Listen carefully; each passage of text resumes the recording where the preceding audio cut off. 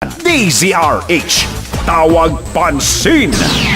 Maraming mga malalabong isyu sa ating lipunan na dapat ay pagtuunan ng pansin ng mga kinauukulan. Tayong lahat ay may karapatan na paalalahanan ang mga iniluklok natin sa kapangyarihan. Sila ay ating bubusisiin dito sa DZRH, Tawag Pansin, sa palatuntunang abot kamay sa DZRH. Makailang ulit na nating tinawagan ng pansin ng mga kinaukulan kaugnay sa pagkalat ng mga batang lansangan at mga pulubi sa Kalakhang, Maynila, ngunit nanatiling bingi ang DSWD na siyang pangunahing responsable sa pangangalaga sa mga ito.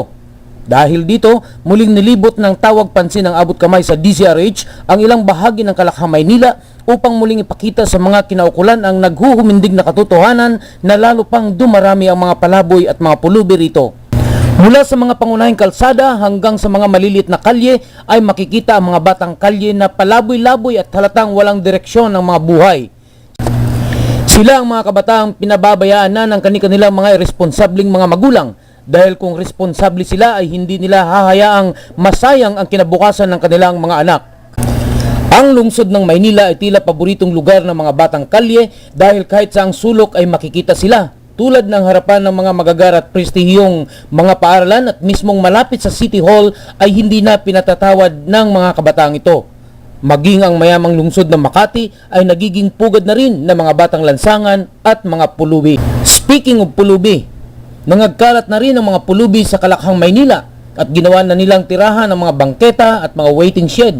Tulad na lamang nitong nasa isang waiting shed sa gilid ng Osmeña Highway sa lungsod ng Makati.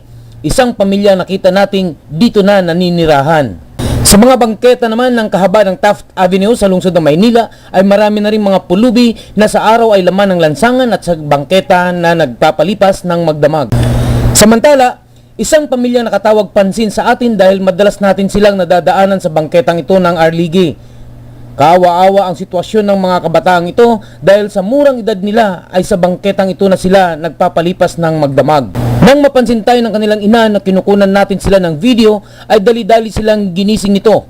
Nang hindi agad magising ang isa sa mga bata ay tinadyakan niya ito. Habang kinukunan natin sila ng video ay hindi naman nagreklamo ang naturang ina. Ngunit nang mapansing tapos na tayong mag-video ay lumapit sa atin ang babae at pinagbantaan tayong huwag umano nating ilalabas sa telebisyon ang naturang video sapagkat mapapahamak man ang inyong lingkod kapag napanood umano ito ng namamahala ng kanilang foundation. Wow! May foundation palang humahawak sa mga pulubing ito. Ano kayang uri ng foundation ito? O baka naman isa itong uri ng sindikato na ginagamit lamang ang mga pulubi kumita lang ng pera.